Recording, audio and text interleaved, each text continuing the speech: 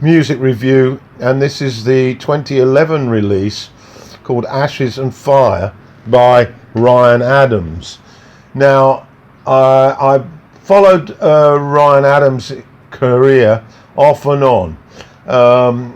He made his debut back in 2000 with Heartbreaker, a much appreciated album by critics who loved the mesh between the country organ style guitar, and he then went on to release what I consider to be his best album, Gold, a double album, the following year. After that, the amount of material he put out was quite extraordinary. He was releasing albums by the bucket load, and I must confess that I really lost him in that, and very few of them can I actually say I've spent any considerable time listening to them. But this album that was released in 2011 caught my eye, and I think some of it has to do with the fact that the producer was one Glyn Johns. He's a producer and engineer that's been around for quite a while and has been involved in a number of releases by prominent artists, including Led Zeppelin, the Rolling Stones, Bob Dylan, the Eagles, Eric Clapton, and so on. And of course, Glyn's father, Effin, was also responsible for the production on Heartbreaker and Gold, as well as 29. So anyway, I must say that I do like this album, and I'm going to go through it now, as I always do, track by track. Many critics describe this release as the best since Gold, and it kicks off with Dirty Rain. It's a rather stripped back acoustic sound with country blues in essence.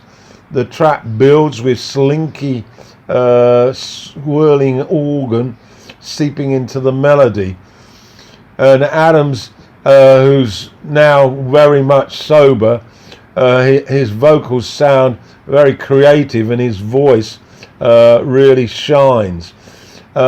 He was joined on this track by Norah Jones, and she is actually involved in 7 tracks, either playing piano or in addition backing vocals on this album, and so her contribution is considerable.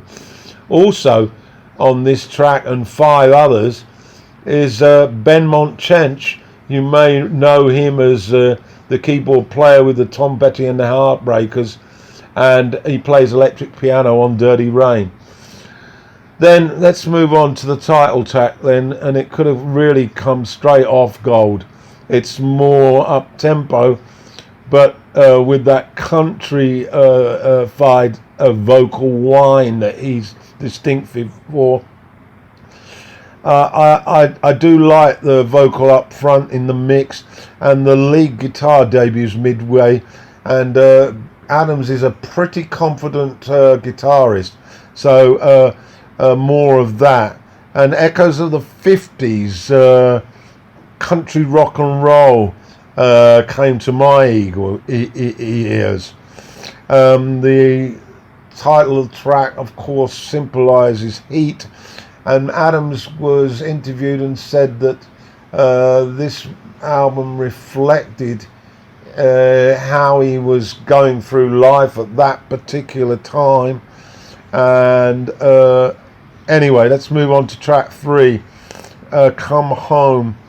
This is a very slow acoustic chord intro, emotionally tinged plea for a love to return. I found the song isn't cluttered. It's isn't over instrumentation, and the pedal steel guitar is way back in the mix, but very tasteful amidst the light strings. On this album, Adams has added pedal steel guitar on 3 tracks, and he also has used a string quartet and violins, violas and cellos, and it certainly adds a lot of quality to the sound and to the mix. Very tastefully played, Come Home. It shows though that country music is alive and well in his repertoire, and there's a delightful lead break on top of the acoustic chord playing. On to track 3 then, we got Rocks. Continues the mellow mood. At this point I was asking, where's the rock and roll, Ryan? It's a very sleepy string accompaniment to the song, and the percussion dabs in and out, mixing with Adams' vocal textures. There's some nice violin on this track, which adds an extra touch. Track 5 is Do I Wait. It's another love song etched with sadness, and the much greeted guitar solo midway literally turns up the volume, and the sound crescendo is mixed to perfection before we slow back down as the track fades out. Track 6 is Chains of Love. There's a nice keyboard mix with tench up front there, mixed with the strings, and this ups the pace above the acoustic riff. Ryan's vocals become more expansive, and it energizes the songs to avoid a repetitive feeling towards them. Track 7 is Impossible Riverside.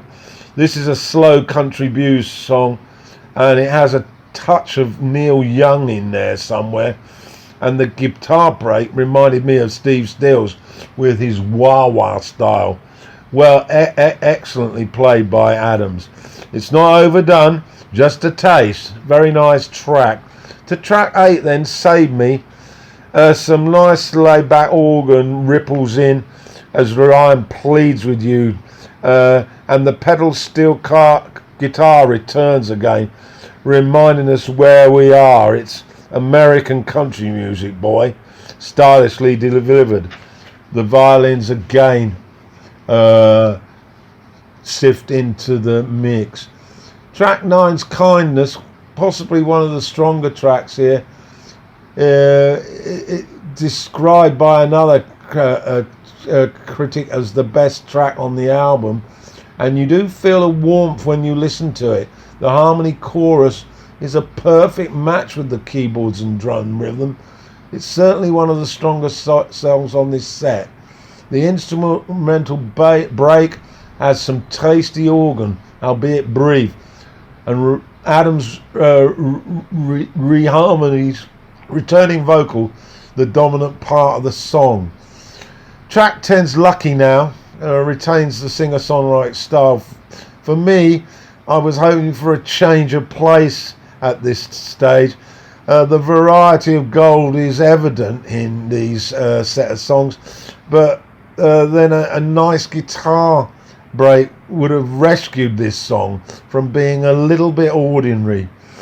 And so we reach the conclusion. I love you, but I don't know what to say.